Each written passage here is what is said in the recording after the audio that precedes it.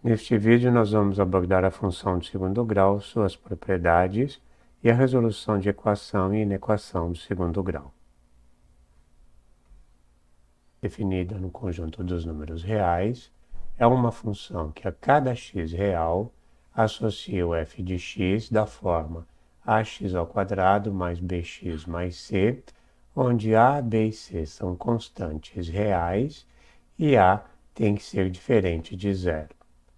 A restrição para que A seja diferente de zero é justamente para garantir que este termo esteja presente e que garanta o segundo grau da variável.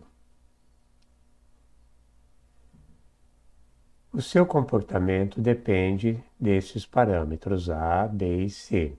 E o primeiro parâmetro que nós vamos ver é justamente o A, que determina a concavidade que esta função vai formar referente aos eixos. Quando A é positivo, a função tem uma concavidade voltada para cima, ou seja, o seu gráfico será algo desta forma, mostrando uma concavidade voltada para cima, e se o A for negativo, ela teria uma concavidade voltada para baixo. Seria algo dessa forma aqui. A existência de raízes, que são justamente os pontos aonde a função cruza o eixo x, vai depender exatamente do comportamento do delta, que é um termo que é calculado em função do b, do a e do c. Quando nós temos b² menos 4ac, o delta, se esse delta for positivo, quando esse delta for maior do que zero, então existem as raízes que elas são obtidas pelo que nós chamamos da fórmula de Bhaskara, onde o x1 é definido como menos b mais raiz de delta sobre 2a, e a segunda raiz é menos b menos delta sobre 2a. Existe um ponto importante dessa função que nós devemos conhecer, que é o chamado vértice, né, dessa equação. E o vértice é dado pela coordenada de x, definida por menos 2 sobre 2a, e o y do vértice menos delta sobre 4a. Esse vértice é justamente o ponto que vai definir se essa função ela tem um ponto de mínimo, quando tem a concavidade voltada para cima, ou um ponto de máximo, quando ela tem a concavidade voltada para baixo. Então, aqui estaria o x do vértice e aqui estaria o y do vértice, que é dado desta forma. Então, o x do vértice ele vai fazer o papel de ponto de máximo quando A for negativo, porque temos a concavidade voltada para baixo, ou ponto de mínimo quando A for positivo, que ela tem a concavidade voltada para cima.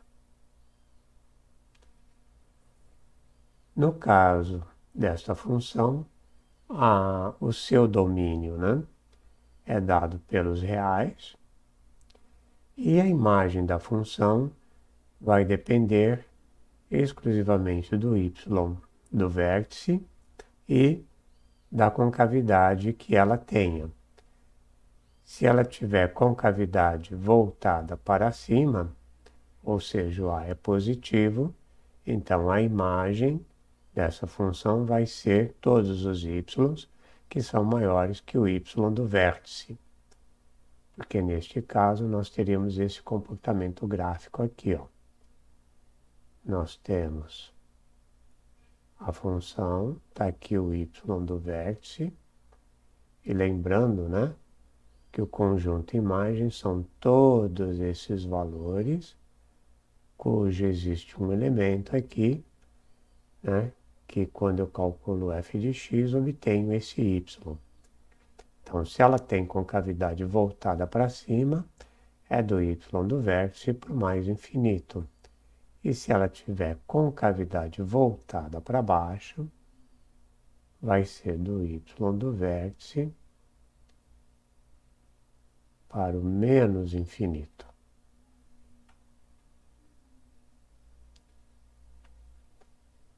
Bom, resolver uma equação de segundo grau é achar os pontos de x que satisfaçam essa equação aqui, ó, onde a x ao quadrado mais bx mais c é igual a zero. E é para ser uma equação do segundo grau, nós temos que ter a obrigatoriedade de que o a seja diferente de zero. E essa equação, ela vai ter soluções ou não, dependendo do valor do delta. Se o delta for negativo, não temos soluções. Isso porque quando o delta é negativo, o gráfico da função, ela não corta o eixo x, independente de quem seja a sua concavidade, tá? Delta negativo, ela não vai cortar o eixo x. Se o delta for igual a zero, nós temos uma única solução, que seria o x igual a menos b sobre 2a, que é justamente a coordenada do x do vértice. Neste caso, a função toca o eixo x exatamente no seu vértice. Tenha ela concavidade voltada para cima ou concavidade voltada para baixo. Agora, quando o delta for positivo, nós teremos dois valores, duas raízes, que é obtida pela fórmula de Bhaskara, que aí neste caso o gráfico da função corta o eixo x em dois pontos. Então ela cortaria em duas situações, aqui o x1, aqui o x2, ou se tiver concavidade voltada para baixo, desta forma. Como exemplo, vamos pegar esta equação, x ao quadrado menos 2x menos 3 igual a zero. Então, para que nós determinamos se ela vai ter solução ou não, o primeiro passo seria calcular o seu delta, que é b ao quadrado menos 4ac. No caso desta equação aqui, o nosso a está valendo 1, o nosso b está valendo menos 2, preste atenção no sinal, como o c está valendo menos 3. Então, quando substituímos esses valores aqui no cálculo do delta, nós temos menos 2 ao quadrado, que é b ao quadrado, menos 4, que multiplica o a, que vale 1, e que multiplica o menos 3, que é o valor de c. E aí, neste caso, nós vamos ter 4 com mais 12, porque esse menos vezes menos fica positivo, dando 16. Então, nós temos um delta maior do que zero. Então, nós vamos obter duas soluções distintas, x1 e x2. E calculando o x1, substituindo o valor de b, de delta e de a, então nós vamos ter que a fórmula, né, é menos b, então é menos o menos 2, o b vale menos 2, mais raiz de 16, que é a raiz de delta, que ao final vai dar 2 mais 4 dividido por 2 vezes o a, que é 2. Então, nós temos a primeira raiz, 3. O x2 é menos b menos a raiz de delta, que vai ficar menos menos 2, que dá 2, menos 16, a raiz de 16 fica menos 4, dividido por 2, que dá menos 1. Então, a solução dessa equação de segundo grau é menos 1 e 3. E qual é o significado dessa solução? Que quando eu faço o x aqui igual a 3, o que nós temos? 3 ao quadrado, 9, menos 2 vezes o 3, que vai dar 6, menos o 3, e aí nós vemos que 9 menos 6 menos 3 igual a 0. Então é o que faz essa sentença ser verdadeira. A mesma coisa acontece quando eu coloco menos 1. Menos 1 ao quadrado dá 1. Menos 2 que multiplica menos 1 vai ficar menos com menos, dá mais, então fica 1 mais 2, menos 3, e 1 mais 2 dá 3, 3 menos 3, 0. Então, encontrar a solução da equação é encontrar os valores de x que a torna verdadeira. E no caso da equação de segundo grau, isso ocorre quando nós calculamos o delta, e aí vemos, se o delta for negativo, não temos solução, delta igual a 0, teremos uma única solução, e se o delta for maior do que 0, nós teremos duas soluções distintas, como é o caso deste exemplo aqui. No caso da inequação do segundo grau, é quando nós temos uma função do segundo grau com uma desigualdade, que neste exemplo eu tomei menor ou igual que 0. E novamente, voltando a reforçar que para que seja uma equação do segundo grau, o A tem que ser diferente de 0, ok? Então aqui essa solução para a inequação também vai depender do valor de delta, aonde quando o A for positivo e o delta for negativo, nós vemos que não existe raiz, então nós teríamos uma função dessa forma, com concavidade voltada para cima, ela não cruza o eixo x, então em todos os pontos aqui que eu pegar, o valor da função vai ser sempre positiva. E para essa inequação, que eu quero saber aonde ela seria menor ou igual a 0, nós não teríamos solução. Então, nessa situação, nós podemos ter que uma inequação de segundo grau não tenha solução. Então, a solução aqui é o conjunto vazio. Nesta outra condição, aonde o delta é igual a 0, então nós vimos que quando o delta é igual a 0, ela toca o eixo x, então ela tem um ponto onde ela vale 0, e como aqui a inequação é menor ou igual a 0, então aqui nós teríamos uma solução, que seria justamente o x do vértice. Aqui uma observação, ó, se essa desigualdade não tivesse esse sinal de igualdade, tá?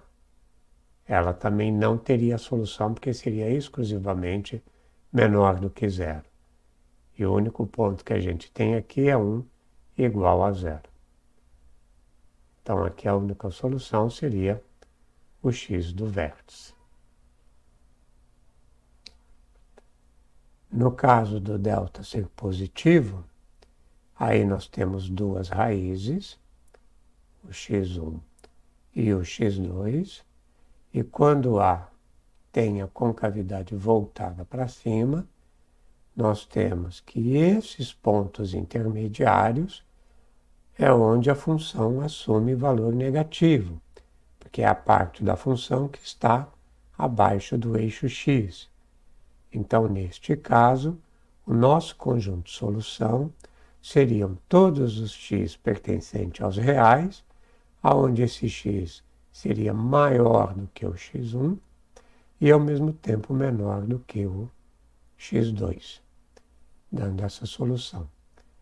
Nós temos as outras, né, situações aonde nós consideramos, né, a concavidade voltada para baixo.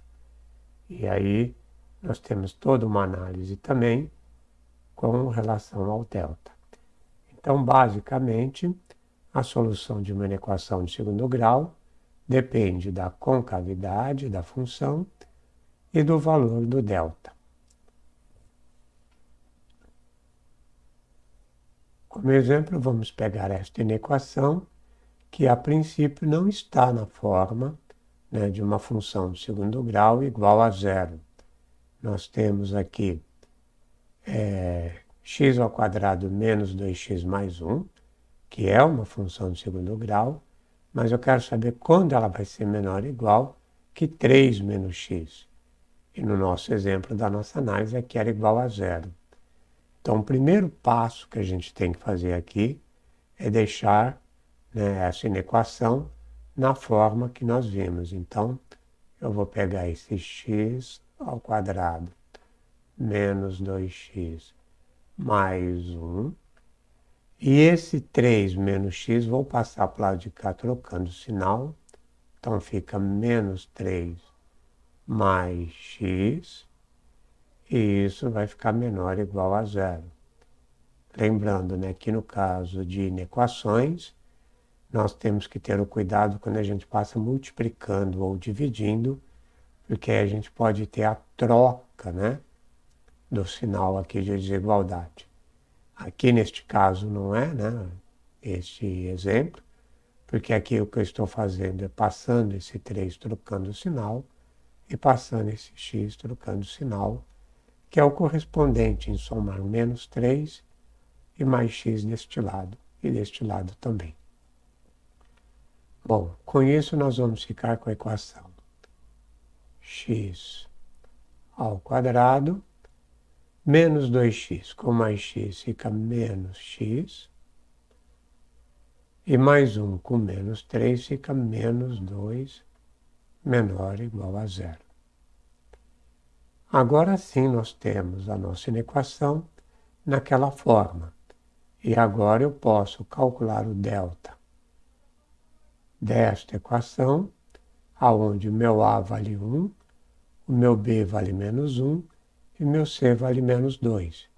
E lembrando que o delta é B ao quadrado menos 4AC, que neste caso vai dar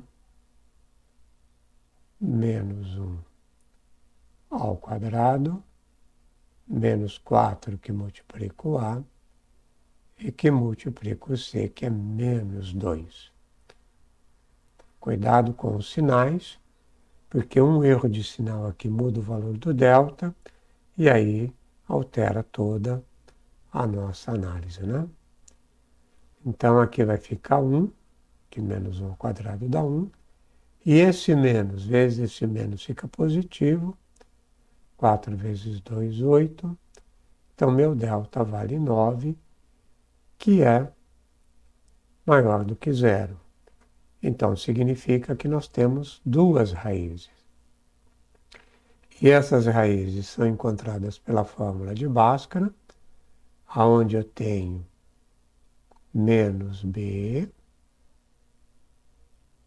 mais ou menos raiz de delta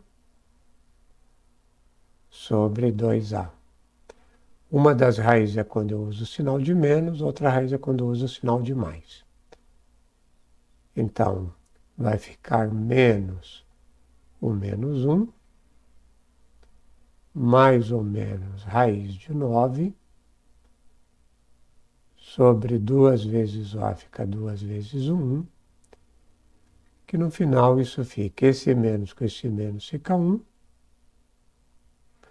mais ou menos, raiz de 9 é 3, e 2 vezes 1, 2.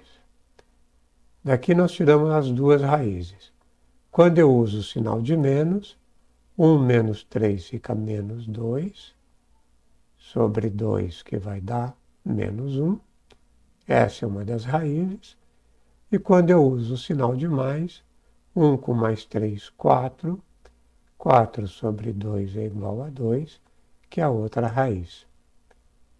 Então, a nossa função tem essas duas raízes, o menos 1, o 2 que é onde ela cruza o eixo x, ela tem concavidade voltada para cima, porque o A é positivo, então ela teria um comportamento mais ou menos desse tipo aqui.